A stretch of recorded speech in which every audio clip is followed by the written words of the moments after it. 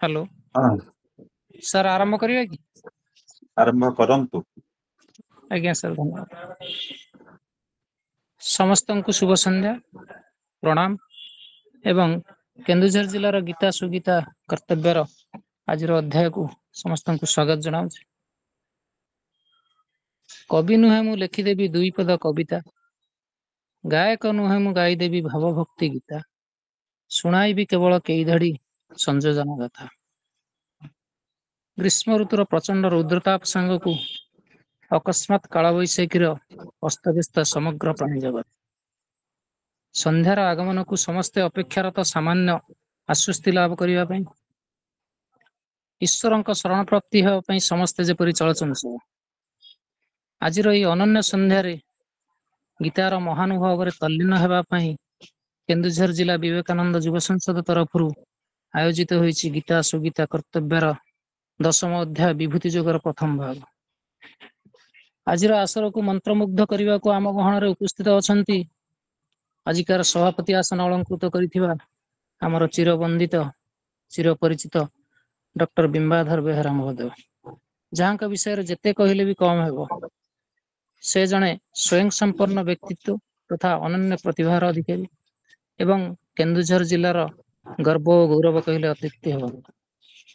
आपणकर सदैव उपस्थिति आजिकार कलेबर को द्विगुणित करिछि। निश्चय आपण को अनेक अनेक स्वागत। आपण को अनुरोध आज सभापति आसन अलंकृत करी एवं सभा कार्य को आगे नेबे। आज आलोचक भाव उपस्थित अच्छा केन्दुझर जिला तथा सारा ओडिशार एक चर्चित चेहरा श्रीजुक्त रमानाथ पंडा महोदय से एकाधार जन प्रणो देवी सरस्वती वाजेभिर्वाजिनीवती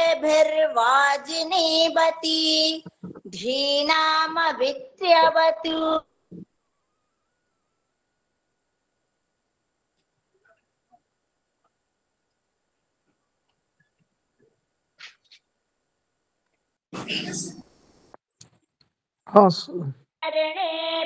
तृणयाम देवाः भद्रं पश्येमाक्षभिर्यजत्राः स्थिरैरङ्गैः स्तुष्टुवागुंसस्तनूभिः व्यशेम देवहितं यदायुः।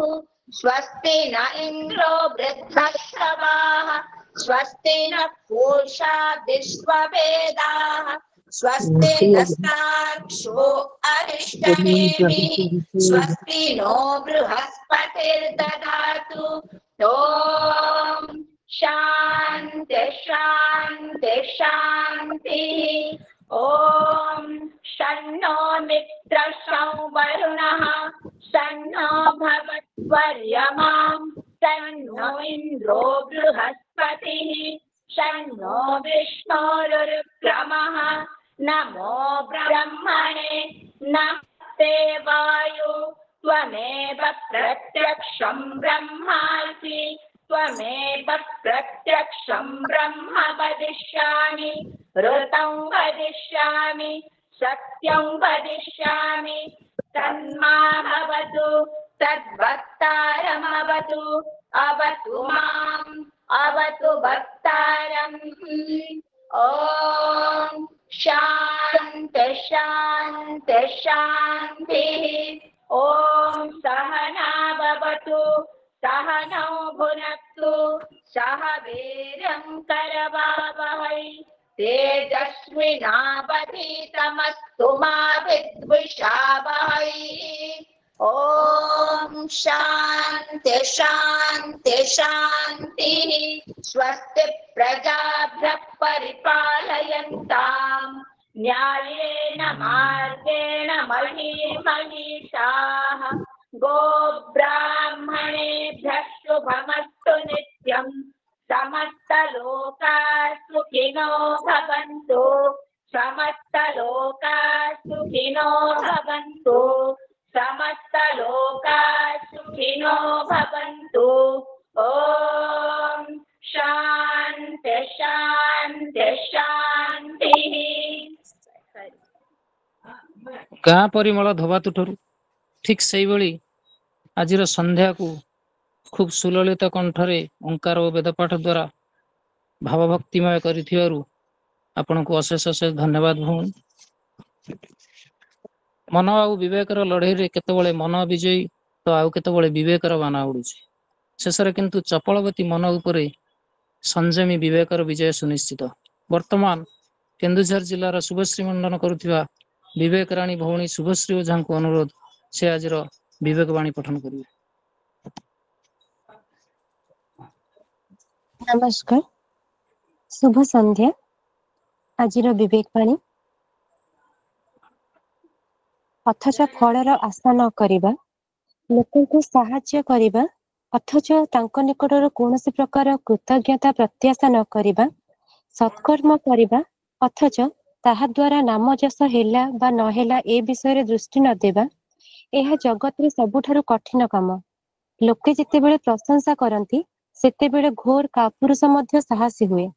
समाज रो अनुमोदन और प्रशंसा पाइले निर्बोध कार्य करिपारे, किंतु काहारी हेले स्तुति प्रशंसा आशा न करी से दिगकू आदौ दृष्टि न दे सर्वदा सत्कार्य करिबा ही प्रकृत रे सर्वश्रेष्ठ स्वार्थ त्याग।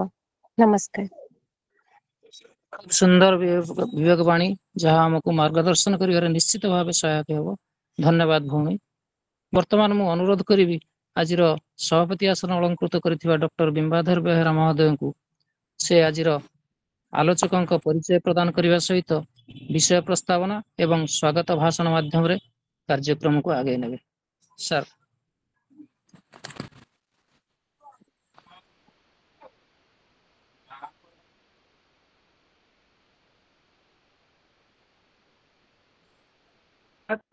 आज संध्यार झिपिझिपि वर्षा लगी रही सुंदर ये सुंदर पागे आज केन्दुझर अन्यतम अस्मिता आमर मुख्य आलोचक श्रीजुक्त रमानाथ पंडा महोदय जे कि प्रशासनिक भारतीय प्रशासनिक सेवा अधिकारी भाव में सेवानिवृत्त होई से समाजर आध्यात्मिक दिव्य दर्शन अनेक अनुभूति को वितरण करुछन आम निकट आज से उपस्थित अच्छा आम बहुत धन्यवाद केवल जन कृतज्ञता ज्ञापन करुचु आम केन्दुझर वासी हिसाब से आम स्वागत करुचु एवं विशेष भाव में आम केन्दुझर सबुठारु बैतरणी कूलर ग्राम राजनगर प्राथमिक से प्रथम ग्राम सेटा आटा इतिहास प्रसिद्ध एवं आमर बैतरणी एकमात्र नदी ओडिशार जहाँकि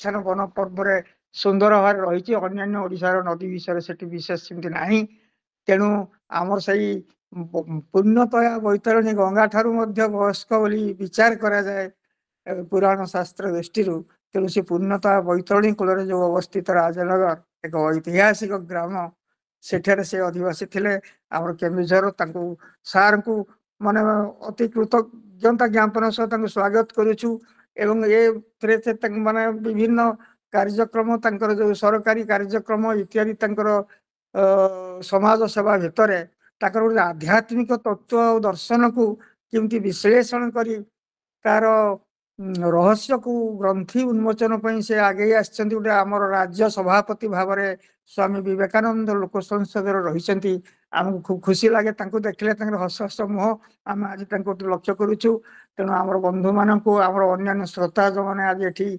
अंशग्रहण करेंगे से परी जड़े विद्वता एवं आध्यात्मिक तत्वदर्शी एवं विशेष गीतार जो रहस्यवाद रही जो आध्यात्मिकता रही जोग जोग इत्यादि रही कृष्णस्तु भगवान स्वयं भाव गीतार जो मर्यादा समग्र विश्व रही ताकू आज से आमको निकट में उपस्थापन करेंगे सार एवं आज आमर विशेष भाव में 10म अध्याय विभूति जोग संपर्क में आज आलोचना हेबार आम अपेक्षा करूँ सार मुहर आम सुललित कंठस्वर आम निश्चित भाव में अनेक आध्यात्मिक तत्व केवल जो आम श्रवण करूँ से नुह एवं जदि संभव हुए आमर सांसारिक जीवन क्षेत्र में जत्पर नास्ती आम चेष्टा करूँ केमती आम ପ୍ରାକ୍ଟିକାଲ ଜୀବନରେ କେମିତି ତାକୁ ରୂପାୟିତ ଯେତିକି ସମ୍ଭବ କରାଯାଇ ପାରିବ ଆମେ ସେଥିରେ ମଧ୍ୟ ଚେଷ୍ଟିତ ରହିବୁ। ପୁଣି ଆଉ ଥରେ ସାର୍ଙ୍କୁ ମୁଁ ସ୍ୱାଗତ କରୁଛି ଆମର ଆଜିର 55ତମ ପାଠଚକ୍ରକୁ, ଗୀତା ସୁଗୀତା କର୍ତ୍ତବ୍ୟକୁ, ଏବଂ ଆମର ବିଜୟ ବାବୁ ବା ସୁରଜ ବାବୁ, ଆମର ପଦ୍ମିନୀ ଭଉଣୀ ଏବଂ ଯେତେ ଅନ୍ୟ ସମସ୍ତ ଉପସ୍ଥିତ ଅଛନ୍ତି, ଶୁଭଶ୍ରୀ ଓଝା, ସମସ୍ତଙ୍କୁ ପୁଣି ସ୍ୱାଗତ କରୁଛି ଏବଂ ସାର୍ଙ୍କୁ ଅନୁରୋଧ କରିବି ଆଜି ବିଷୟ ରହିଛି ଯୋଉ ଗୀତା ସୁଗୀତା କର୍ତ୍ତବ୍ୟର ଯୋଉ 10ମ ଅଧ୍ୟାୟର ପ୍ରାରମ୍ଭ ବିଭୂତି ଯୋଗ, ସାର୍ ତାକୁ ତାଙ୍କର ସ୍ପର୍ଶରେ ଆଜି ଆମର ଆଧ୍ୟାତ୍ମିକ ଜୀବନକୁ ଦିଗଦର୍ଶନ ଦେବେ, ଜୀବନ୍ତ କରିବେ। ସାର୍ଙ୍କୁ ରମାନାଥ ପଣ୍ଡା ମହୋଦୟଙ୍କୁ ଆମେ ଅନୁରୋଧ କରୁଛୁ। ସମସ୍ତଙ୍କୁ ମୋର ଭକ୍ତିପୂତ ପ୍ରଣାମ। ଧନ୍ୟବାଦ ସାର୍। ମତେ ଗୀତା ସୁଗୀତା କର୍ତ୍ତବ୍ୟ କାର୍ଯ୍ୟକ୍ରମରେ କେଉଁଝରର ଯୋଉ ଅତ୍ୟନ୍ତ ପବିତ୍ର କାର୍ଯ୍ୟକ୍ରମ, ସେଥିରେ ବକ୍ତା ହିସାବରେ ନିମନ୍ତ୍ରଣ କରିଥିବାରୁ ମୁଁ ଧନ୍ୟବାଦ ଅର୍ପଣ କରୁଛି। ଆମେ ଆଜି 10ମ ଅଧ୍ୟାୟ ବିଭୂତି ଯୋଗ ଉପରେ ପ୍ରଥମ 10ଟି ଶ୍ଲୋକ ଆଲୋଚନା କରିବା। 9ମ ଅଧ୍ୟାୟର ଅନ୍ତିମ ଶ୍ଲୋକ ପ୍ରତି ଯଦି ଆମେ ଦୃଷ୍ଟିପାତ କରିବା, ସେଥିରେ କୁହାଯାଇଛି ମନ୍ମନା ଭବ ମଦ୍ଭକ୍ତ ମଜ୍ଜାଜିମାଂ ନମସ୍କୁରୁ ମାମେବସ୍ୟସି ଯୁକ୍ତୈବ ଆତ୍ମନଂ ମତ୍ପରାୟଣ। ଭଗବାନ ଶ୍ରୀକୃଷ୍ଣ ଯେ କି ଯୋଗେଶ୍ୱର, ଯାହାକୁ ଆମେ ପ୍ରାର୍ଥନା କରୁ ବଂଶୀ ବିଭୂଷିତ କରାତ୍ ନବନୀରଦାଭାତ୍ ପୀତାମ୍ବରାତ୍ ଅରୁଣ ବିମ୍ବ ଫଳୋଧରୋଷ୍ଟାତ୍ ପୂର୍ଣ୍ଣେନ୍ଦୁ ସୁନ୍ଦର ମୁଖାତ୍ ଅରବିନ୍ଦ ନେତ୍ରାତ୍ କୃଷ୍ଣାତ୍ ପର କିମପି ତତ୍ତ୍ୱ ମହଂ ନ ଜାନି, ଯାହାକୁ ଆମେ କରୁ ସେ ଭଗବାନ ଶ୍ରୀକୃଷ୍ଣ 9ମ ଅଧ୍ୟାୟର ଅନ୍ତିମ ଶ୍ଲୋକରେ ଏକ ବହୁତ ମହତ୍ୱପୂର୍ଣ୍ଣ ଶ୍ଲୋକ।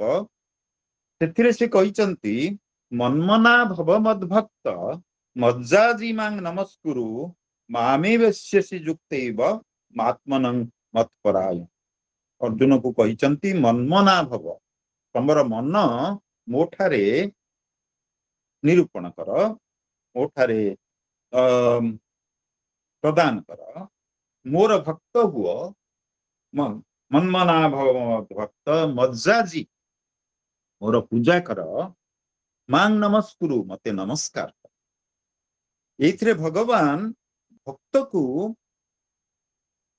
ସିଧାସଳଖ ଭାବରେ ତାଙ୍କୁ ଆହ୍ୱାନ କରିଛନ୍ତି, ମୋର ଭକ୍ତି କର। ଭକ୍ତି କଲେ କଣ ହେବ? ମାମେବ ଏସ୍ୟସି ଯୁକ୍ତୈବ ଆତ୍ମନଂ ମତ୍ପରାୟଣ, ମୋ ପରାୟଣ ଯଦି ହେବ ତୁମେ ମତେ ନିଶ୍ଚୟ ପ୍ରାପ୍ତ ହେବ। ଇଏ ହଉଛି 9ମ ଅଧ୍ୟାୟର 34 ନମ୍ବର ମନ୍ତ୍ର, ଅନ୍ତିମ ଶ୍ଲୋକ। এই ଶ୍ଲୋକଟି ଆପଣ ଦେଖିବେ ଅଷ୍ଟାଦଶ ଅଧ୍ୟାୟର 65 ନମ୍ବରରେ ମଧ୍ୟ ରିପିଟ କରାହେଇଛି, ମନ୍ମନା ଭବ ମଦ୍ଭକ୍ତ ମଜ୍ଜାଜିମାଂ ନମସ୍କୁରୁ। ତେଣୁ ଆମେ ବର୍ତ୍ତମାନ ଆସିବା 10ମ ଅଧ୍ୟାୟ। 10ମ ଅଧ୍ୟାୟକୁ ବିଭୂତି ଯୋଗ କୁହାଯାଏ। ଏଥିରେ ଭଗବାନ ଶ୍ରୀକୃଷ୍ଣ ତାଙ୍କର 87ଟି ବିଭୂତି ବିଷୟରେ ଆଲୋକପାତ କଲେ। ବହୁତ ବିଜ୍ଞ ଟୀକାକାର ସେମାନେ କୋଟି କୋଟି ବିଭୂତି ଗଣିଛନ୍ତି ଏବଂ ସେମାନେ କହୁଛନ୍ତି କି ଟୀକାକାର କହନ୍ତି 82ଟି ବିଭୂତି ଅଛି, କିଛି କହନ୍ତି 87। ଆମେ ସେ କଣ୍ଟ୍ରୋଭର୍ସି ଭିତରେ ପଶିବା ନାହିଁ। ଭଗବାନ ଏଥିରେ ଶ୍ରୀକୃଷ୍ଣ ଅର୍ଜୁନକୁ କହୁଛନ୍ତି ଭୂୟ ଏବ ମହାବାହୁ ଶୃଣୁ ମେ ପରମଂ ବଚ ଯତେ ୟଂ ପ୍ରିୟମାଣାୟ ବକ୍ଷ୍ୟାମି ହିତକାମ୍ୟୟ। ଭୂୟ ଏବ ମହାବାହୁ ଶୃଣୁ ମେ ପରମଂ ବଚଃ ଯତେ ୟଂ ପ୍ରିୟମାଣାୟ ବକ୍ଷ୍ୟାମି ହିତକାମ୍ୟାୟ। ଭୂୟ ଏବ ମହାବାହୁ, ଭୂୟ means ପୁନର୍ବାର, ହେ ମହାବାହୁ ଅର୍ଜୁନ, ଶୃଣୁ ମେ ପରମଂ ବଚ, ମୋର ଶ୍ରେଷ୍ଠ ବଚନକୁ ପୁଣି ଥରେ ଶ୍ରବଣ କର। ପୁଣି ଥରେ କାହିଁକି? ପୁଣି ଥରେ ଏଇଥିପାଇଁ ଯେ ଭଗବାନ ତାଙ୍କର ବିଭୂତି ବିଭିନ୍ନ ସ୍ଥାନରେ ପ୍ରକାଶ କରିଛନ୍ତି। आमे जदि लक्ष्य करिबा सप्तम अध्याय रो सप्तम अध्याय रे तांको विभूति से आरंभ कर दैछन सेति में भूय कहिछन पुणी थरे मु मोर विभूति कहूची सप्तम अध्याय रो अष्टम मंत्र प्रति आमे जदि दृष्टिपात करिबा भगवान कहउचंती रसहमप्सु कौन्तेय प्रभास्मि शशि सूर्यय प्रणव सर्पभेदेषु शब्द खे पुरुषं नृषु विभूति आरंभ करुचंती अर्जुन को श्रीकृष्ण कहउचंती हे कौन्तेय हे कुंती नंदन अर्जुन रसहमप्सु मु रस जलरे होउची रस प्रभास्मि शशि सूर्य सूर्य एवं चंद्रंकर मु हेउची प्रभा प्रणव सर्ववेदेषु समस्त वेद भितरे मु होउची प्रणव बा ओंकार शब्दखे पुरुषं ऋषु मु होउची शब्द खे आकाश रे मु होउची शब्द एवं मनीष मानक भितर मुची पुरुष एपरि चलीची बीजमां सर्वभूतानां विधि पार्थ सनातनम बुद्धिर बुद्धिमतामस्मि तेजस तेजस्वी नामहम बलम बलवता चाहं कामराग विवर्जितम धर्मा विरुद्ध भूतेषु कामस्मि भरतर्षभ एभଳି भाबरे भगवान तांकर विभूति सप्तम अध्याय रु आरंभ करी नवम अध्याय रे मध्य रिपीट करिछन सेइथि पानी एठी भगवान श्री कृष्ण जेतेबेले उपदेश प्रदान करूचंती से कहउचंती भूय एव महाबाहु शृणु मे परमं वच भूय मीन्स पुनि थरे हे महाबाहु अर्जुन मोर श्रेष्ठ वचन सुन ए जो श्रेष्ठ वचन कथा मु कहूची जतेहं प्रियमाणाय बख्यामि हित काम मु तुमर हित कामना करी तुमर प्रिय हिसाब रे ए समस्त कथा कहूची तेणु पुणी थरे मो विभूति विषय रे शुण जहाँ सप्तम अध्याय रे नवम अध्याय रे तार किछि आलोकपात करथिले सप्तम अध्याय जो विभूति रसहम अप्सु कौन्तेय प्रभास्मि शशि सूर्यय एथिरे तांको विभूतिर निर्यास विषय रे आलोकपात करचंती वर्तमान आमे द्वितीय नंबर श्लोक को आसीबा नमे विदु सुरगणा प्रभवं न महर्षय अहम आदिर हिदेवानां महर्षिणां च सर्वस नमे विदु सुरगणा देवता माने न महर्षय महर्षिगण न मे विदु मते जानि नाहंती मोर परम तत्व विषय रे देवता गण एवं महर्षिगण महान ऋषि महर्षि से माने जानि नाहंती अहम आदिर हि देवानां महर्षिणां च सर्वस्व मु समस्त देव मानकर होची आदि मोर प्रभव अर्थात मोर सृष्टि मोर प्रकट एवं विषय देवता माने जानती नहीं किंबा महर्षि माने मध्य जानी नाहंती कारण मु सर्वप्रथमे प्रकट होइछि मु होउची आदि मु होउची अनंत तेणु मो विषय रे मोर प्रकट विषय रे केही जानती ना देवता माने जानती नहीं महर्षि माने मध्य जानती ना अहम आदिर हि देवानां समस्त देवता मानंकर मु आदि समस्त महर्षि मानंकर मु सबु प्रकार भावरे मु होउची प्रथम तेणु देवता माने महर्षिगण मोर प्रकट विषय रे जानिना आपण जदि श्रीमद् भागवत प्रति दृष्टि करिवे दृष्टिपात करिवे चतुश्लोकी भागवत द्वितीय अध्याय रे अछि जहा कि नारद व्यासदेव को चारिटी श्लोक रे उपदेश प्रदान कर आपण मान देखिबे ନାରଦ ଋଷିଙ୍କର 2 ଜଣ ପ୍ରୌଢ ଶିଷ୍ୟ ଅଛନ୍ତି, 2 ଜଣ ବାଳକ ଶିଷ୍ୟ, ଯୋଉମାନେ କି ଅତି ପ୍ରସିଦ୍ଧ। ପ୍ରୌଢ ଶିଷ୍ୟ ବିଷୟ ମଧ୍ୟରେ ବାଲ୍ମୀକି ଋଷିଙ୍କୁ ସେ ରାମାୟଣ ରଚନା କରିବା ପାଇଁ ପ୍ରେରଣା ଦେଇଥିଲେ ଏବଂ ବାଲ୍ମୀକି ଋଷି ଭଗବାନ ଶ୍ରୀରାମଙ୍କୁ ଜଣେ ଶ୍ରେଷ୍ଠ ମାନବ ରୂପରେ ଚିତ୍ରଣ କରିଛନ୍ତି ଏବଂ ବେଦବ୍ୟାସଙ୍କୁ ସେ ପ୍ରେରଣା ଦେଇଛନ୍ତି ଭାଗବତ ରଚନା କରିବା ପାଇଁ।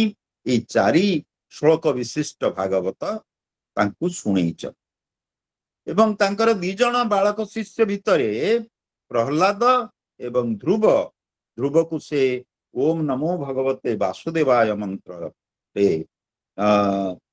ଦୀକ୍ଷିତ କରି ତାଙ୍କୁ ଏ ମନ୍ତ୍ର ଜପ କରିବା ପାଇଁ ପ୍ରେରଣା ଦେଇଥିଲେ ଏବଂ ବାଳକ ଭାଗବତ ଧ୍ରୁବ ତାଙ୍କର 5 ବର୍ଷ ବୟସରେ 6 ମାସ ଭିତରେ ଭଗବାନଙ୍କର ଦର୍ଶନ ଲାଭ କରିବାର ସୌଭାଗ୍ୟ ପାଇଥିଲେ। ସେଭଳି ପ୍ରହ୍ଲାଦ ତାଙ୍କ ମାତୃ ଗର୍ଭରୁ ସେଠି ତାଙ୍କ ମା କୟାଧୁଙ୍କ ଗର୍ଭରେ ଥିଲା ବେଳେ ନାରଦ ଋଷିଙ୍କ ଆଶ୍ରମରେ ଥାଇ ଭକ୍ତିପୂତ ବିଭିନ୍ନ ପ୍ରବଚନ ଶୁଣିଥିଲେ। ତେଣୁ ସେ କହୁଛନ୍ତି ଯେ ଇଏ ସମସ୍ତଙ୍କୁ ସେ ପ୍ରେରଣା ଦେଇଛନ୍ତି। ତେଣୁ ଦ୍ୱିତୀୟ ଶ୍ଲୋକରେ ସେ କହୁଛନ୍ତି ମତେ ଦେବତା ମାନେ ଜାଣନ୍ତି ନାହିଁ, ମହର୍ଷି ମାନେ ମତେ ଜାଣି ନାହାନ୍ତି, ମୁଁ ଦେବତା ମାନଙ୍କର ମହର୍ଷିଙ୍କର ଠାରୁ ମଧ୍ୟ ଆଦି। ଭାଗବତରେ କୁହାହଉଛି ଅହମେବ ସମେ ବାଗ୍ରେ ନାନ୍ୟ ଯତ୍ ସତ୍ ଅସତ୍ ପରମ ପଶ୍ଚାଦ ଅହଂ ଯତ୍ ଏତଚ୍ଚ ଯୋ ଅବିଶିଷ୍ୟ ସେ ସୋ ଅସ୍ମା। ପ୍ରଥମ ଚତୁଶ୍ଲୋକୀ ଭାଗବତ ପ୍ରଥମ ଶ୍ଲୋକରେ ସେ କହୁଛନ୍ତି ଅହମେବ ସମାବାଗ୍ରେ ନାନ୍ୟ ଯତ୍ ସତ୍ ଅସତ୍ ପରମ। ମୁଁ ସର୍ବପ୍ରଥମେ ମୁଁ ଜାତ ହେଇଥିଲି, ମୋ ପୂର୍ବରୁ କେହି ନଥିଲେ, ସତ୍ ଅସତ୍ କେହି ନଥିଲେ, ମୁଁ ହଉଛି ସର୍ବପ୍ରଥମ ସୃଷ୍ଟିକର୍ତ୍ତା ଏବଂ ମୋର ମଧ୍ୟ ଭାଗରେ ମଧ୍ୟ କେହି ନଥିଲେ, ଯେତେବେଳେ ପ୍ରଳୟ ହେଲା ପ୍ରଳୟରେ ମଧ୍ୟ କେହି ନଥିଲେ। ତେଣୁ ମୁଁ ହଉଛି ଅହମ ଆଦିର୍ ହି ଦେବାନାମ, ସମସ୍ତ ଦେବତା ମାନଙ୍କର ମୁଁ ହଉଛି ଆଦି ଏବଂ ସମସ୍ତ ମହର୍ଷି ମାନଙ୍କର ମଧ୍ୟ ମୁଁ ହଉଛି ଆଦି। ଆମେ ଆସିବା 3ୟ ନମ୍ବର ମନ୍ତ୍ରକୁ। ଭଗବାନ ଶ୍ରୀକୃଷ୍ଣ କହୁଛନ୍ତି ଯୋ ମାମ୍ ଅଜମ ଅନାଦିଂ ଚ वेत्ति लोक महेश्वरम असंगोढ़ समर्थेषु सर्व पापे प्रमुच्यते। से कहउचंती जो माम अजम अनादिम च वेत्ति लोक महेश्वरम असंगूढ़ समर्थेषु सर्व पापे प्रमुच्यते।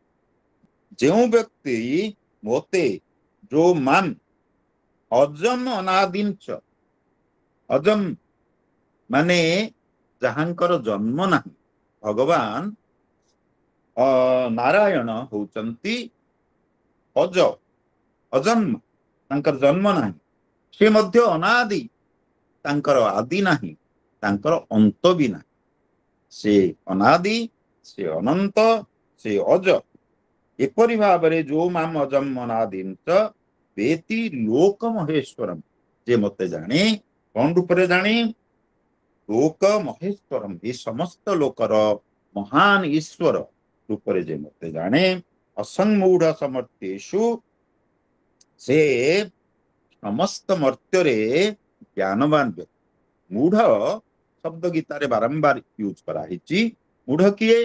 मोहग्रस्त व्यक्ति ही मूढ़।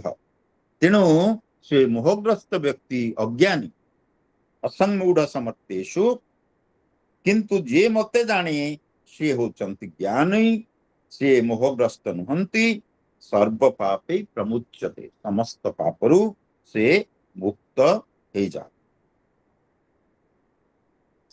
वर्तमान भगवान केते गुडे गुण विषय रे आलोकपात करछंती। कौन कौन केउ सब गुण प्रत्येक भक्त अभ्यास करिबा आवश्यक। 4 और 5 नंबर मंत्र रे आमे ता प्रति आलोकपात करिबा। प्रत्येक को जदि आमे विश्लेषण करिबा, बुझिबा चेष्टा करिबा, बहुत समय लागिबो। तेणु संक्षेप रे आमे अग्रसर हेबा।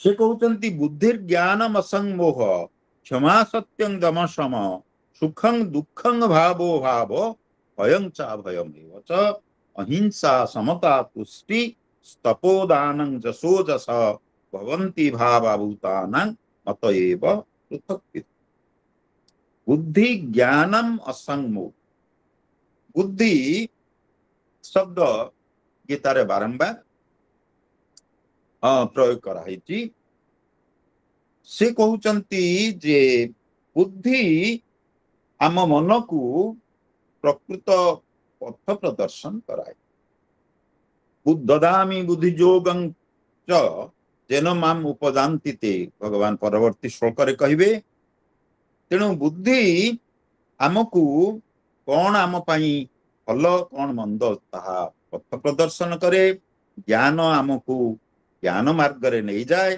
जहा कि भगवान पथ प्रति आमको आकृष्ट करे ज्ञान मार्गर यात्री हेले आमे मोहमुक्त हो बुद्धिर ज्ञानं असंमोह मोहमुक्त हो एवं क्षमा सत्यं दम सम क्षमा जो व्यक्ति दोषी को दंड देवार सामर्थ्य थिले मध्य तांकू कौनसी दंड दियंती नहीं ताकू आ जाए क्षमा क्षमा विषय रे शेक्सपियर प्रसिद्ध जो पोएम आपण जानिथिबे मर्सी इज ट्वाइस ब्लेस्ड क्षमा सत्यं दम सम सत्य सत्य होची सबुठारु परम जीवन रो ध्येय अहिंसा सत्य आस्तेय ब्रह्मचर्य अपरिग्रह ये समस्त आमे जोग विषय रे जानू तेणु स्वामी शिवानंद एवं महात्मा गांधी सत्य ब्रह्मचर्य अहिंसा तांको जीवन रो ध्येय हिसाब रे ग्रहण करथिले दम सम दम होची इंद्रिय को दमन करिवा दम सम होची मन को नियंत्रण करिवा सम सुखं दुखं भाव भाव भयं चा भयमेव च सुख जीवन रे सुख दुख भाव एवं अभाव ये समस्त आसीब भय एवं भय मुक्तता ये समस्त जीवन रो ध्येय हेबा आवश्यक अहिंसा समता तुष्टि तपोदानं जसो जस भवन्ति भावाभूतानां भूतानां मत एव पृथक् अहिंसा काहारी प्रति हिंसा पोषण न करिवा सत्य अहिंसा ब्रह्मचर्य महात्मा गांधी तीनटी प्रसिद्ध नीति थिले अहिंसा काहारी प्रति हिंसा पोषण न कले मनीष आध्यात्मिक मार्ग रे द्रुत गति अग्रसर हो पार समता समभावपन्न सुख दुख हानि लाभ सबु अवस्था समभावपन्न होगा उचित तुष्टि संतोष हवा आवश्यक आम जीवन रे तपोदानं जस अजस तप होची जीवन रे दुख कष्ट जहा आसिला ताकू सहन करने को तप भक्ति दानं दान होची सबुठारु महत्वपूर्ण कलिजुग रे आमे समस्ते दान करने आवश्यक स्वामी शिवानंद महाराज तांकर कहिचंती तांकर शिक्षा को केतेटी सर्व love give purify meditate realise सर्व सेवा कर लव प्रेम कर एवं गिव दान कर दान उपर इठी गुरुत्व प्रदान करिसंती एवं कलिजुग रे दान ही श्रेष्ठ जस अजस भवन्ति भावाभूतानां मत एव पृथक् विधा ये समस्त भूतगणंकर विभिन्न भाव पृथक भाव रे तो जहा की आलोकपात कराई से विषय रे कुहाई वर्तमान आमे आसीबा षष्ठ श्लोक को ये श्लोक षष्ठ श्लोक प्रति दृष्टिपात करंतु ये गुरुत्वपूर्ण महर्षय सप्त पूर्वे चत्वार मानवस्तथा अद्भावा मानसा जाता जेषां लोक इमां प्रजा महर्षय सप्त पूर्वे चत्वार मनवस्तथा मद्भावा मानसा जाता जेषां लोक इमां प्रजा महर्षय सप्त सप्तर्षि विषय रे इथिरे कुहाइची सप्तर्षि किए मरीचि अंगिरा अत्रि पुलह पुलस्त्य क्रतु एवं वशिष्ठ ये 7 जन महर्षि महर्षय सप्त पूर्वे जो माने कि थिले चत्वार मनव तथा 4 जन सनक सनातन सनंदन सनत्कुमार ये होचंती मनव 4 जन से सप्तर्षि से माने होचंती अत्यंत ज्ञानी एवं तांको आकाश रे स्थान प्रदान कराहिची आउ ये जो 4 जन सनक सनंदन सनातन एवं सनत कुमार ये 4 जन ब्रह्म ठारू प्रकट होते एमाने समस्ते भगवत स्वरूप एवं एमाने सर्वदा पंचाक्षर मंत्र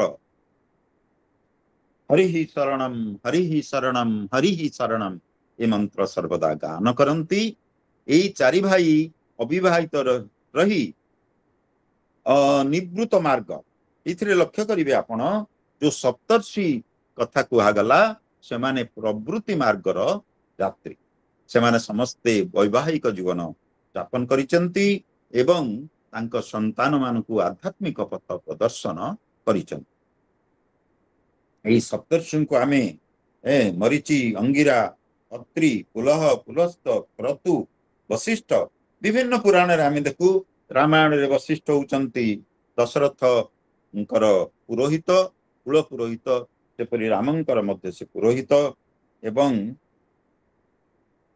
अत्रिंक विषय मध्य रामायण रे अत्रि एवं अनुसया चरित आमे देखिवा को पाउ अत्रिंक पाखकु जेतेबेले सीता राम जाइतिले सेतेबेले अत्रिंक पत्नी अनुसया तांकु अमलिन वस्त्र प्रदान करथिले जो वस्त्र केबे मलिन हेबो नाही सेही वस्त्र को परिधान करी सीता अशोक वाटिका रे रहिथिले तांक परिहित वस्त्र केबे मलिन होई नथिले तेणु से कहउचंती महर्षय सप्त पूर्वे 7 जन महर्षि एवं 4 मानव तथा सनक सनंदन सनातन सनत कुमार ये 4 जन जे कि अत्यंत भक्ति ज्ञानर निदर्शन एमाने समस्तन को पथ प्रदर्शन करती जेतेबेले नारदंकर कौनसी विषय रे संदेह हुए एमानकु से कंसल्ट करती तांको उपदेश अनुसार परिचालित हुअन्ति भागवत रे एमानक कथा उल्लेख हेछि सेमाने सर्वदा हरि शरणम उच्चारण करी सबुआडे बुलुथांती एवं से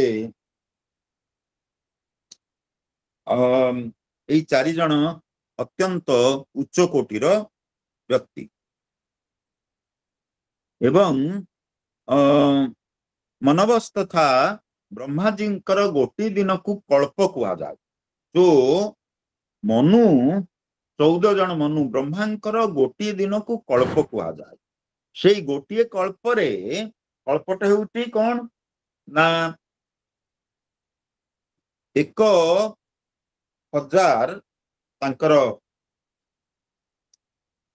चतुर्योगी 4 योग जो आम पाखे समय नहीं डिटेल रे आलोचना करिया पई आपण माने जानिथिबे 4टा योग सत्य त्रेतया द्वापर एवं कली एई 4 युग रो टोटल होउची 42 लाख वर्ष एवं 42,40,000 वर्ष से परी केते चतुर्योगी 14 जन मनु गोटे ब्रह्मांकर गोटे दिन रे हुअन्ति। जो मनु अछंती वर्तमान सबुठु प्रथम मनु होचंती स्वयंभव मनु एवं वर्तमान जो मनु अछंती वैवस्वत मनु सावर्णी दक्ष सावर्णी ब्रह्म सावर्णी एई भरी उत्तम तामस एई भली विभिन्न 14 जन मनु ब्रह्मांकर गोटे कल्परे आंती तेणु 4 मानव तथा मदभावा मनसा जाता जेसाम लोक इमा प्रदा मोर भाव द्वारा से माने प्रभावित होई प्रजा मानंकु परिचालित कर। 7 नंबर श्लोक को आमे आसीबा। वर्तमान एतांग विभूति जोगं च ममोजो वेति तत्त्वतः शोभिकंपेन जोगेन युज्यते नात्र संशय। एतांग विभूतिं जोगं च ममोजो वेति तत्त्वतः एही भली विभूति जोग जे तत्वरे मो विषय रे जाने सो अविकंपेन जोगेन अविकंपेन अविचलित भावरे से जोगरे मो सहित जोग हुए एतिरे कोनोसी संदेह ना। एतांग विभूति जोगं ए जो विभूति कथा कुआ गला मोर विभूति विषय रे जे जाने तत्व तो जाने से अविचलित भावरे मो सहित जोग करि पारे एथिरे कोनोसी संदेह नाही। वर्तमान आमे अग्रसर बा 8 नंबर श्लोक। भगवान कहउचंती महत्वपूर्ण श्लोक अहं सर्वस्य प्रभवो मत सर्व प्रवर्तते इति मत्वा भजन्ते मां बुद्ध भाव समन्विता। अहं सर्वस्य प्रभव मत सर्व प्रवर्तते इति मत्वा भजन्ते मां बुद्धा भाव समन्विता। अहं सर्वस्य प्रभव मु होउची समस्तंकर मूल कारण। भगवान कहउचंती अहं सर्वस्य प्रभव मु समस्तंकर मूल कारण मोठारु समस्ते जात होइचंती मत सर्व प्रवर्तते मोठारे समस्ते मोठारु सृष्टि होइचंती एवं मोर निर्देश अनुसार समस्ते प्रयास करन इति मत्वा भजन्ते मां बुद्धा भाव समन्विता। एवं एही भली भावरे चिंता करी मोर मते समस्ते भजन करंती इति मत्वा भजन्ते मां बुद्धा भाव समन्विता।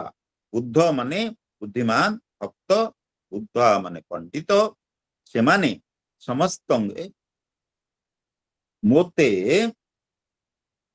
भजन कर। भगवान होउचंती समस्तंकर स्रष्टा। अहं सर्वस्य प्रभव मूल कारण भगवान मत सर्व प्रवर्तते मोठारु समस्तंकर सृष्टि हेछि इति मत्वा भजन्ते मां एही परि चिंता करी मते भजन करंती बुद्धा भाव समन्विता। समस्त ज्ञानी लोक एही चिंता करी कि मते भजन कर। भगवानंक ठारु समस्ते सृष्टि भगवान होउचंती समस्तंकर निमित्त कारण उपादान कारण। वेदांतर ये जो निमित्त कारण उपादान कारण विषय रे आपण माने ध्यान देकी सुनन। भगवान निमित्त कारण भी समस्त जीवंकर उपादान कारण। आमे जदि देखिबा गोटे माठिया गडुथुबा कुंभार से जो माटी द्वारा गढ़ुची कलसी गढ़ुची विभिन्न प्रकार हांडी तैयारी करुची सेई थिरे निमित्त कारण किए उपादान कारण। उपादान होउची माटी माटी को आधार करी कुंभार हांडी निर्माण करे। निमित्त कारण हैला से निजे कुंभार से सृष्टि करुची हांडी। सेमिति आपण जदि लक्ष्य करिवे सोना अलंकार जो बणिया गढ़ुची एथिरे उपादान कारण हैला सोना निमित्त कारण हैला जे गढ़ुची बणिया। तेणु किंतु संसार विषय रे भगवान कहउचंती अहं सर्वस्य प्रभवो मत सर्व प्रवर्तते इति मत्वा भजन्ते मां बुद्धा भाव समन्विता। एवं भगवान होउचंती समस्तंकर निमित्त कारण उपादान। से निमित्त कारण तो निश्चित कारण से समस्त को सृष्टि करुचंती ତାଙ୍କଠାରୁ ସମସ୍ତେ ଜାତ ହେଇଛନ୍ତି। ବ୍ରହ୍ମା ତାଙ୍କର ନାଭି କମଳରୁ ଜାତ ହେଲେ। ନାଭି କମଳ ବ୍ରହ୍ମା ଜାତ ହେଲା ପରେ ତାଙ୍କୁ ସେ ସୃଷ୍ଟି କରିବା ପାଇଁ ନିର୍ଦ୍ଦେଶ ଦେଲେ ଭଗବାନ। ଏବଂ ସମସ୍ତ ଏଇ ଚତ୍ୱାର ମାନବ ତଥା ସନକ ସନନ୍ଦନ ସନାତନ ସନତ କୁମାର ସେମାନେ ସମସ୍ତେ ବ୍ରହ୍ମାଙ୍କର ମାନସ ସନ୍ତାନ। ତେଣୁ ଭଗବାନ ହଉଛନ୍ତି ନିମିତ୍ତ କାରଣ ଏବଂ ଉପାଦାନ କାରଣ। ଉପନିଷଦରେ ଆପଣ ଯଦି ଦୃଷ୍ଟିପାତ କରିବେ ନିମିତ୍ତ କାରଣ ଉପାଦାନ କାରଣ ହଉଛି ବୁଢିଆଣୀ। ବୁଢିଆଣୀଟି ଦେଖିବେ ସେ ଯୋଉ ଜାଲ ସୃଷ୍ଟି କରେ ତାର ନିମିତ୍ତ ତ କାରଣ ହେଲା ସେ ନିଜେ ସୃଷ୍ଟି କରୁଛି। ତାର ଉପାଦାନ କଣ? ନିଜ ଦେହରୁ ସେ ଜାଲ ପାଇଁ ଯୋଉ ମେଟେରିଆଲ ସୃଷ୍ଟି କରୁଛି। ତେଣୁ ବୁଢିଆଣୀ ବା ଉର୍ଣ୍ଣ ନାଭ ଯାହାକୁ କୁହାଯାଏ ସେ ହଉଛି ତାର ନିମିତ୍ତ ଏବଂ ଉପାଦାନ କାରଣ ତାର ଜାଲ। ସେଇଭଳି ଭଗବାନ এই ସମସ୍ତ ସଂସାରର ନିମିତ୍ତ କାରଣ ଏବଂ ଉପାଦାନ କାରଣ। 9 ନମ୍ବର ଶ୍ଲୋକକୁ ଆମେ ଆସିବା। ମଚ୍ଚିତା ମତଗତ ପ୍ରାଣ ବୋଧୟନ୍ତ ପରସ୍ପରମ୍ କଥୟନ୍ତ ମାଂ ନିତ୍ୟ ତୁଷ୍ୟନ୍ତି ଚ ରମନ୍ତି ଚ। ଏଠି 6ଟି ଗୁଣ ବିଷୟରେ ଆଲୋକପାତ କରାଯାଇଛି। ଭଗବାନ ତାଙ୍କ ଭକ୍ତ ବିଷୟରେ କଣ କହୁଛନ୍ତି? ମଚ୍ଚିତା ମତଗତ ପ୍ରାଣ, ତାଙ୍କର ଚିତ୍ତ, ମୋ ଭକ୍ତମାନେ ତାଙ୍କର ଚିତ୍ତ, ତାଙ୍କର ମନ, ବୁଦ୍ଧି, ଅହଙ୍କାର ସବୁ କିଛି ମୋ ଠାରେ ଅର୍ପଣ କରନ୍ତି। ମଚ୍ଚିତା ମଦଗତ ପ୍ରାଣ, ତାଙ୍କର ପ୍ରାଣ ମଧ୍ୟ ମୋ ନିକଟରେ ସମର୍ପଣ କରନ୍ତି। ଦିଟା ହେଲା ମଚ୍ଚିତା ମତଗତ ପ୍ରାଣ ବୋଧୟନ୍ତ ପରସ୍ପରଂ, ପରସ୍ପର ଭଗବାନଙ୍କ ବିଷୟରେ ଭକ୍ତମାନେ ପରସ୍ପର ସହିତ କଥାବାର୍ତ୍ତା କରନ୍ତି, ତାଙ୍କୁ ବୁଝାନ୍ତି। କଥୟନ୍ତ ମାଂ ନିତ୍ୟଂ, ମୋ ବିଷୟରେ କଥାବାର୍ତ୍ତା କରନ୍ତି, ଆଲୋଚନା କରନ୍ତି ସର୍ବଦା। ତୁଷ୍ୟନ୍ତି ଚ ରମନ୍ତି ଚ, ସେମାନେ ଦୋଷ ହୁଅନ୍ତି, ସେମାନେ ଆନନ୍ଦିତ ମଧ୍ୟ ହୁଅନ୍ତି। ସେ 6ଟି ଗୁଣ ଯୋଉ କହୁଛନ୍ତି ଭକ୍ତ, ପ୍ରତ୍ୟେକ ଭକ୍ତଙ୍କର ଏଇ 6ଟି ଗୁଣ ରହିବା ଆବଶ୍ୟକ। ପ୍ରଥମ ହେଲା ମଚ୍ଚିତା, ଭକ୍ତ ତାଙ୍କର ଚିତ୍ତ। ଆପଣ ଦେଖିବେ ଯଦି ଦ୍ୱାଦଶ ଅଧ୍ୟାୟରେ ଭଗବାନ ଶ୍ରୀକୃଷ୍ଣ ଅର୍ଜୁନଙ୍କୁ ପରବର୍ତ୍ତୀ ସମୟରେ ଉପଦେଶ ଦେଇଛନ୍ତି, ମୟବ ମନ ଆଧତ୍ସ୍ୱ ମୟି ବୁଦ୍ଧିମ୍ ନିବେଶୟ ନିବେଶିଷ୍ୟସି ଅସ୍ୟେବ ଅତ ଊର୍ଧ୍ୱ ନ ସଂଶୟ। ମୟବ ମନ ଆଧତ୍ସ୍ୱ ମୟି ବୁଦ୍ଧିମ୍ ନିବେଶୟ। ଏଠି କହୁଛନ୍ତି ମଚ୍ଚିତା ମତଗତ ପ୍ରାଣ, ମୋ ଠାରେ ଚିତ୍ତ ସମର୍ପଣ କର, ତୁମର ପ୍ରାଣ ମୋ ଠାରେ କର, ପରସ୍ପର ବିଷୟରେ ମୋ ବିଷୟରେ କଥାବାର୍ତ୍ତା କର, ପରସ୍ପରକୁ ବୁଝାଅ। ତୁଷ୍ୟନ୍ତି ଚ ରମନ୍ତି ଚ, ପରସ୍ପରକୁ ସନ୍ତୋଷ ପ୍ରଦାନ କର, ପରସ୍ପରଙ୍କୁ ପ୍ରେମ କର। এই সমস্ত 6টি গুণ। মচ্চিতা 1, মতগত প্রাণ 2, বুধয়ন্ত পরস্পরম 3, কথয়ন্ত মাং নিত্যং 4, তুষ্যନ୍ତି 5, ରମନ୍ତି 6। ତେଣୁ ପ୍ରକୃତ ଭକ୍ତ ତାଙ୍କର ଚିତ୍ତ, ତାଙ୍କର ପ୍ରାଣ ସର୍ବଦା ଭଗବାନଙ୍କୁ ସମର୍ପଣ କରି ସବୁବେଳେ ଭଗବାନଙ୍କ ବିଷୟରେ ଆଲୋଚନା କରି ତାଙ୍କ ବିଷୟରେ କଥାବାର୍ତ୍ତା କରି ଆନନ୍ଦ ଲାଭ କରିବା ଆବଶ୍ୟକ। ବର୍ତ୍ତମାନ ଆମେ ଆସୁଛନ୍ତି ଏଇ ଯୋଉ 9 ନମ୍ବର ପରେ 10 ନମ୍ବର ଶ୍ଲୋକ। ତେଷାଂ ସତତ ଯୁକ୍ତାନାଂ ଭଜତାଂ ପ୍ରୀତିପୂର୍ବକଂ ଦଦାମି ବୁଦ୍ଧି ଯୋଗଂ ତଂ ଯେନ ମାମ୍ ଉପଜାନ୍ତି ତେ। ତେଷାଂ ସତତ ଯୁକ୍ତାନାଂ, ଭକ୍ତ କିପରି? ଯୋଉମାନଙ୍କ ଭକ୍ତ ବିଷୟରେ ଆମେ ଏଇଠି କହିଥିଲେ ମଚ୍ଚିତା ମତଗତ ପ୍ରାଣ ବୋଧୟନ୍ତ ପରସ୍ପରମ୍ କଥୟନ୍ତ ମାଂ ନିତ୍ୟଂ ତୁଷ୍ୟନ୍ତି ଚ ରମନ୍ତି ଚ। ଯେଉଁ ଭକ୍ତମାନେ ତାଙ୍କର ଚିତ୍ତ, ତାଙ୍କର ପ୍ରାଣ ମୋ ଠାରେ ପ୍ରଦାନ କରନ୍ତି, ସମର୍ପଣ କରନ୍ତି, ପରସ୍ପରକୁ ମୋ ବିଷୟରେ ଆଲୋଚନା କରି ତାଙ୍କୁ କହନ୍ତି, ତାଙ୍କ ବିଷୟରେ ସନ୍ତୋଷ ପ୍ରଦାନ କରନ୍ତି, ସେଥିରେ ସେ ଆନନ୍ଦିତ ହୁଅନ୍ତି। ଏଇ ଯୋଉ କଥା କହିଲେ ସେଇଭଳି ତେଷାଂ ସତତ ଯୁକ୍ତାନାଂ, ସେଇଭଳି ଭକ୍ତ ଯେ କି ସର୍ବଦା ତାଙ୍କର ମନକୁ ଭଗବାନଙ୍କ ଠାରେ ଯୁକ୍ତ କରି ରଖିଥାନ୍ତି। ତେଷାଂ ସତତ ଯୁକ୍ତାନାଂ ଭଜତାଂ ପ୍ରୀତିପୂର୍ବକଂ, ପ୍ରୀତିପୂର୍ବକ ଅତ୍ୟନ୍ତ ଆନନ୍ଦିତ ସହିତ ଭଜନ କରନ୍ତି। ददामि बुद्धियोगं तं ମୁଁ ତାଙ୍କୁ ବୁଦ୍ଧି ଯୋଗ ପ୍ରଦାନ କରେ ଯେନ ମାମ ଉପଜାନ୍ତି ତେ ଯାହା ଫଳରେ ସେ ମୋତେ ପ୍ରାପ୍ତ ହୁଅ। ତେଣୁ ଭକ୍ତଙ୍କ ବିଷୟରେ ଯୋଉ ଚାରିଟି ଆମର ଶ୍ଲୋକ କୁହାଗଲା ୟାକୁ କେତେକ ଟୀକାକାର ଚତୁଶ୍ଲୋକୀ ଗୀତା ବୋଲି କହନ୍ତି। ଯେମିତି ଚତୁଶ୍ଲୋକୀ ଭାଗବତ କଥା ମୁଁ କହୁଥିଲି ଅହಂ ସର୍ବସ୍ୟ ପ୍ରଭବ ମତ ସର୍ବ ପ୍ରବର୍ତ୍ତତେ ଇତି ମତ୍ୱା ଭଜନ୍ତି ମାଂ। ହଁ ଇଏ ଏଇଠୁ ଆରମ୍ଭ କରିକିରି ଅହଂ ସର୍ବସ୍ୟ ପ୍ରଭବୋ ମତ ସର୍ବ ପ୍ରବର୍ତ୍ତତେ ଇତି ମତ୍ୱା ଭଜନ୍ତେ ମାଂ ବୁଦ୍ଧ ଭାବ ସମନ୍ୱତା 8 ମच्चिता ମଦ୍ଗତ ପ୍ରାଣ ବୋଧୟନ୍ତ ପରସ୍ପରମ୍ କଥୟନ୍ତଶ୍ଚ ମାଂ ନିତ୍ୟଂ ତୁଷ୍ୟନ୍ତି ଚ ରମନ୍ତି ଚ। ଏବଂ ତାପରେ ସେ କହୁଛନ୍ତି ତେଷାଂ ସତତ ଯୁକ୍ତାନାଂ ଭଜତାଂ ପ୍ରୀତି ପୂର୍ବକଂ ଦଦାମି ବୁଦ୍ଧି ଯୋଗଂ ତଂ ଯେନ ମାମ ଉପଜାନ୍ତି ତେ। ଏବଂ 11 ନମ୍ବର ଶ୍ଲୋକ ଏଇ ଚତୁଶ୍ଲୋକୀ ଗୀତାର अंतिम श्लोक जहाँकि आम परिसरभुक्त नुह तेषामेवानुकंपार्थम अहम अज्ञानजतम नाशयाम्य आत्मभावस्थ ज्ञान दीपेन भास्वता।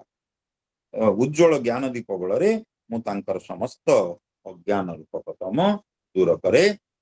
ये 10 नंबर रे कहते भगवान तेषां सतत युक्तानां से भक्त माने जो माने सतत युक्तानां सर्वदा मोठारे युक्त होकर रही थांती प्रकृत भक्त सर्वदा तांकर मन बुद्धि चित्त अहंकार तांकर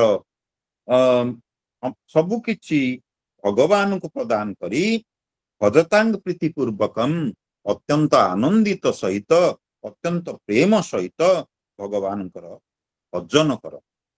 तेणु भगवान ठारे निजर मन एवं बुद्धि को निवेश करी सर्वदा भगवान भजन जदि आमे करि परिबा सांसारिक विषय रे मन को न लगाई वर्तमान आमे जो माने समस्ते सीनियर सिटीजन अवसर प्राप्त आमर अन्य किछि काम नाही।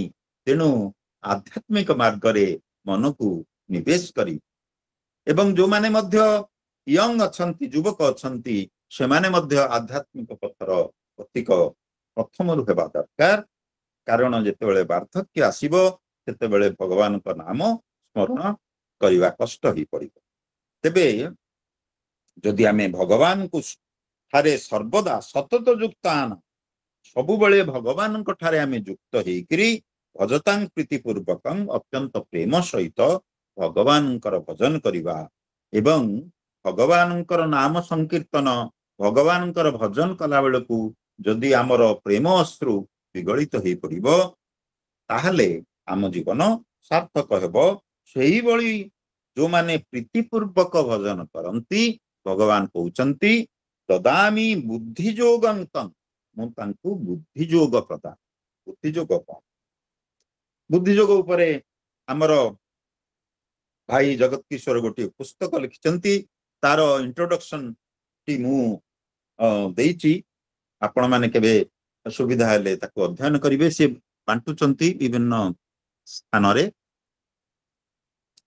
बुद्धियोग बलरे आमे आमर मन बुद्धि चित्त अहंकार इन अदर वर्ड्स आमर अंतकरण को भगवान कथारे समर्पण रे प्रभु कृपा पूर्वक आमको आध्यात्मिक मार्गर यात्री करंती एवं तांकर कृपा न हेले केही तांकर भक्त हेई परिबा।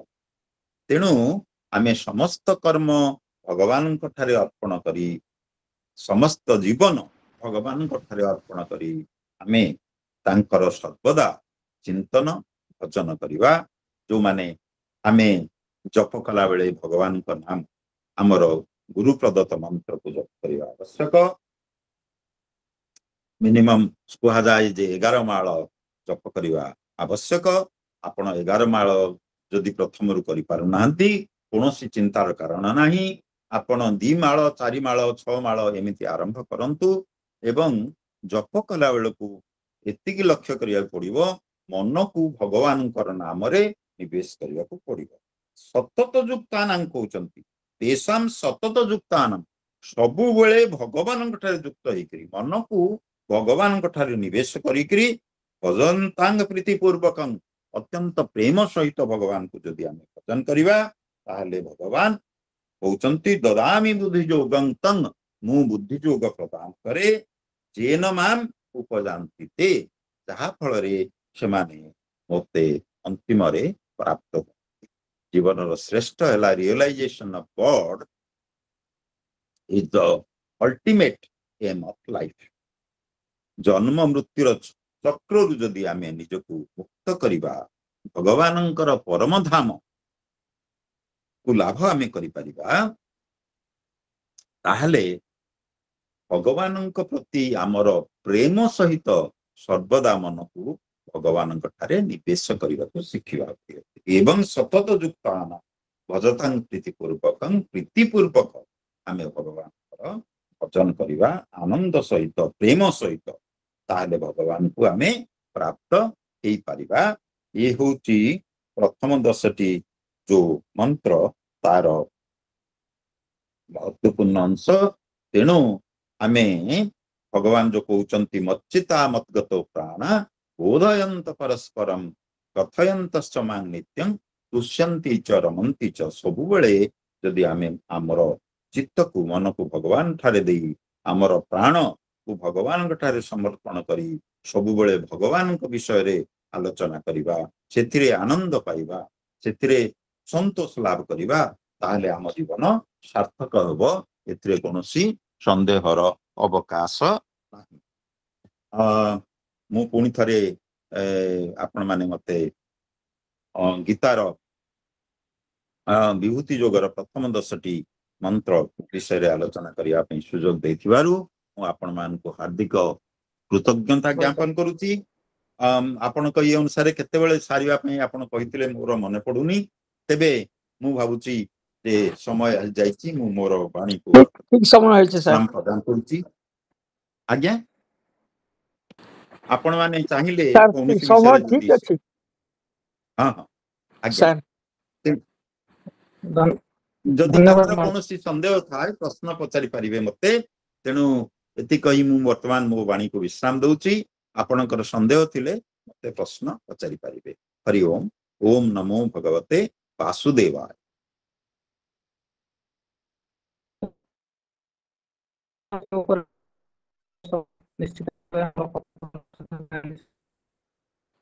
ଆଉ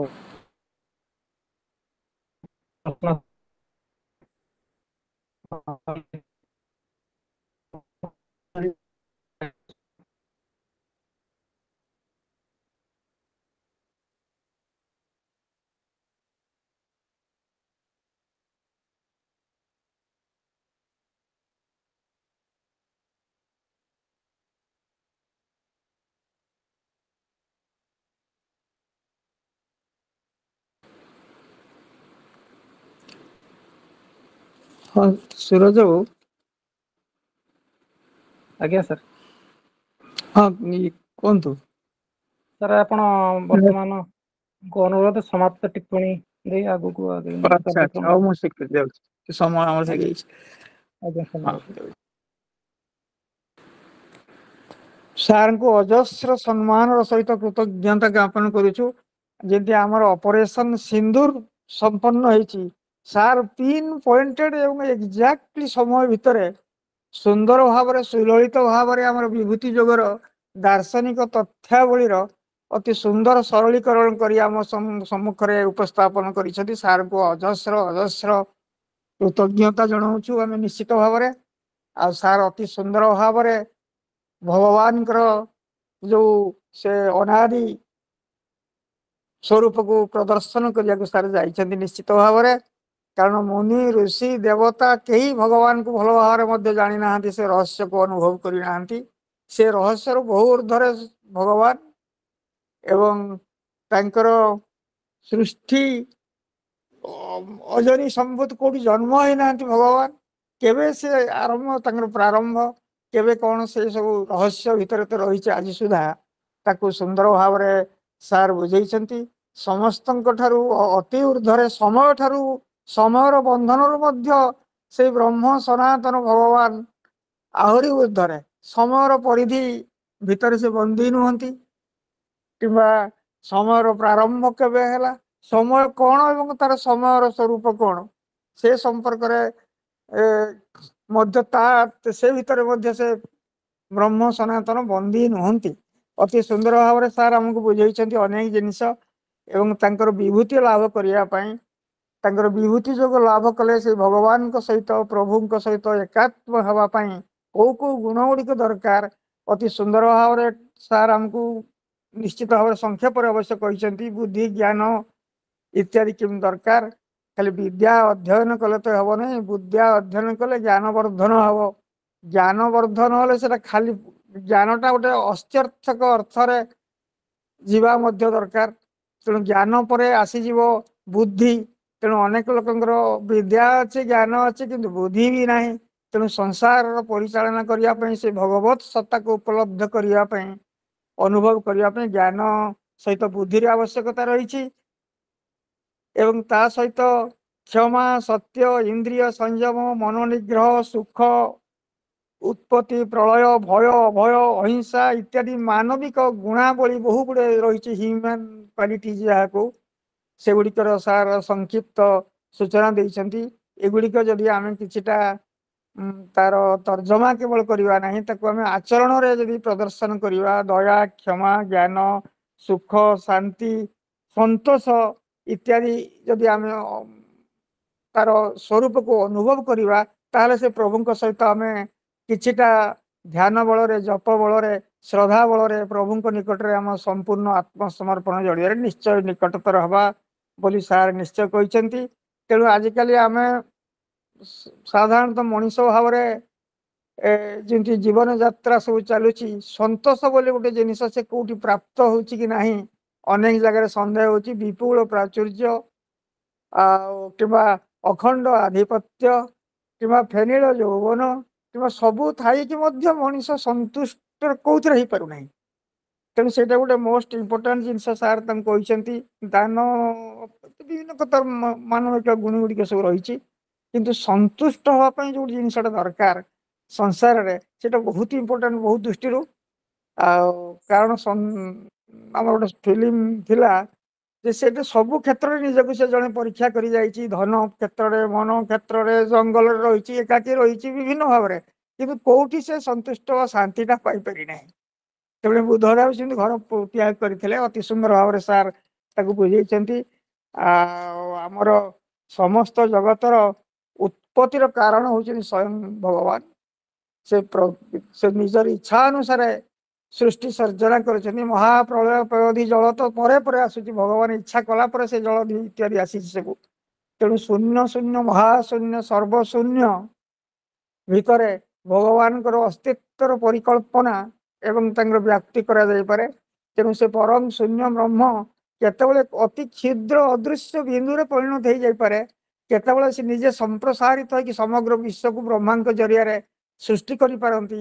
ସେଇ ସନ୍ଧି ବା ସେଇ ରହସ୍ୟଟାକୁ ଯଦି ମଣିଷ ଉପଲବ୍ଧି କରିପାରନ୍ତା କଲେ ତାର ଜ୍ଞାନ ହେଲେ ସେ ଭଗବାନଙ୍କୁ ଶ୍ରଦ୍ଧାଯୁକ୍ତ ଭକ୍ତି ଭଜନ ସବୁ କରିପାରିବେ। ତେଣୁ ଶେଷରେ ତତ୍ତ୍ୱ ଜ୍ଞାନ ରୂପୀ ଯୋଗ ପ୍ରଦାନ କରିଛନ୍ତି ପ୍ରଭୁ ଅର୍ଜୁନଙ୍କ ଜରିଆରେ ସବୁ କହିଛନ୍ତି ଆମର ଜନ ସମୂହକୁ ତତ୍ତ୍ୱ ଜ୍ଞାନ ରୂପୀ ଯୋଗ ସାଧନ କରିବେ। ତତ୍ତ୍ୱ ଥିବ ଜ୍ଞାନ ଥିବ ଭକ୍ତି ଥିବ ଶ୍ରଦ୍ଧା ଥିବ ଏବଂ ଆତ୍ମସମର୍ପଣ ସମ୍ପୂର୍ଣ୍ଣ ଭାବରେ ଥିବ ପ୍ରଭୁଙ୍କ ନିକଟରେ ତାଙ୍କ ଚରଣ ପଙ୍କଜରେ। ଏଇଟା କହିଲେ ସେ ପ୍ରଭୁଙ୍କର ଯେଉଁ ଦାର୍ଶନିକ ରହସ୍ୟବାଦର ତତ୍ତ୍ୱଟାକୁ କିଛିଟା ଅନୁଭବ କରାଯାଇପାରେ। ସାର୍ ଅତି ସରଳ ଭାବରେ ତରଳ ଭାବରେ ଠିକ ସମୟରେ ଆମର 7:50 ସମୟରେ ସାର୍ ତାଙ୍କର ପରିସମାପ୍ତି ଟିପ୍ପଣୀ ଦେଇଛନ୍ତି। 10ଟି ଶ୍ଲୋକର ଅନୁଧ୍ୟାନ ଅନୁସରଣ ବିଶ୍ଳେଷଣ ଏବଂ ସରଳୀକରଣ କରି ଆଉ ସାର୍ଙ୍କୁ ଅଶେଷ ଧନ୍ୟବାଦ ମୋ ତରଫରୁ ଦେଉଛି, କୃତଜ୍ଞତା ଜ୍ଞାପନ କରୁଛି। ଆମେ ଆଜି କୃତାର୍ଥ ହେଲୁ ସେ ଆଧ୍ୟାତ୍ମିକ ତତ୍ତ୍ୱ ବାଣୀ ଶୁଣି।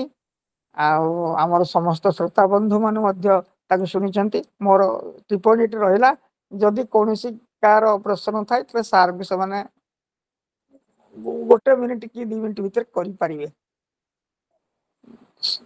ସମସ୍ତଙ୍କୁ ଧନ୍ୟବାଦ।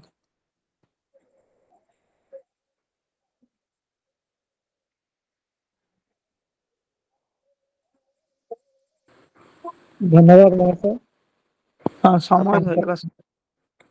ଆପଣଙ୍କର ସମାପ୍ତି ଟିପ୍ପଣୀ ଅତ୍ୟନ୍ତ ଉଚ୍ଚକୋଟୀର ଥିଲା। ଅଶେଷ ଅଶେଷ ଧନ୍ୟବାଦ।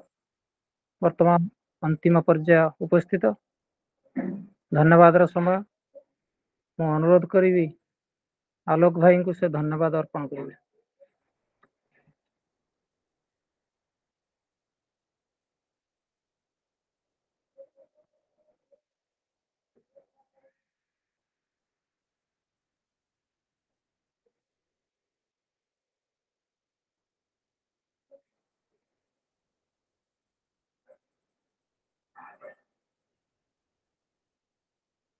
ଆଲୋକ ଭାଇ ବୋଧେ ଉପସ୍ଥିତ ନାହାନ୍ତି କି କଣ?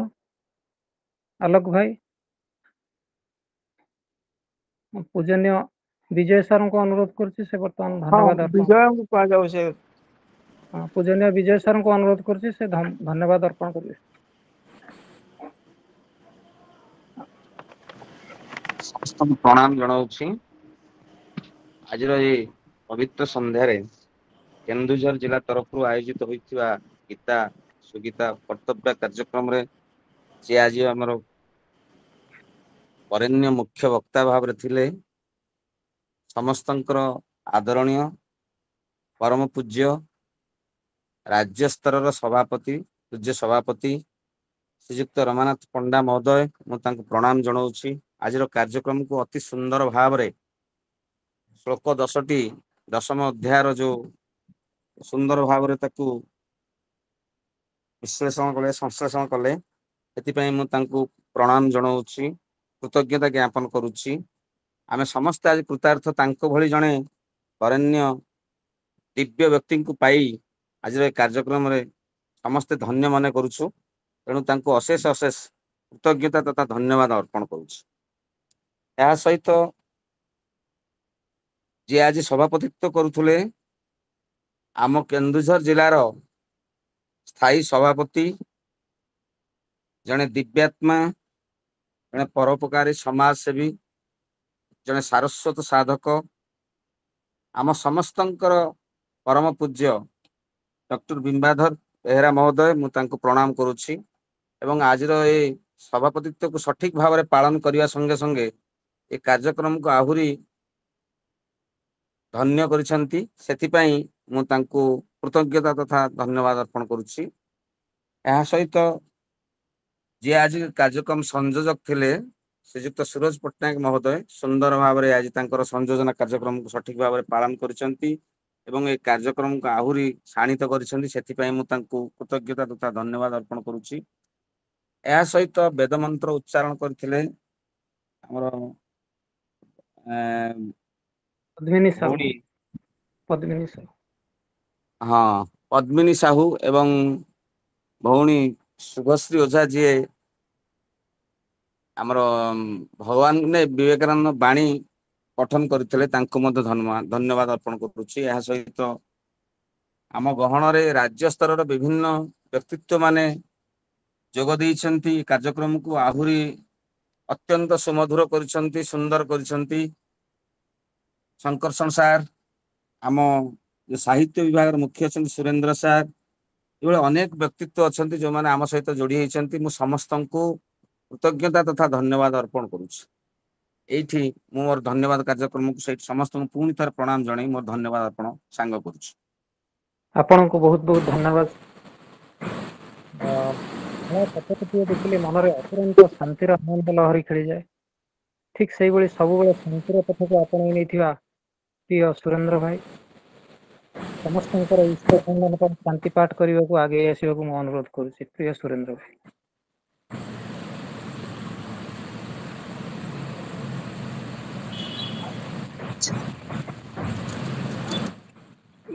ସମସ୍ତଙ୍କୁ ପ୍ରଣାମ। सर्वे भवन्तु सुखिनः, सर्वे सन्तु निरामया, सर्वे भद्राणि पश्यन्तु, मा कश्चित् दुःखभाग् भवेत्। ओम शांति शांति शांति। समस्त प्रणाम। धन्यवाद नारायण भाई आपणकर व्यस्तता भितर कथा भी आपण योगदान करी शांति पाठ करछन्ती आपनको बहुत धन्यवाद। शेष रे सभापति को निवेदन करी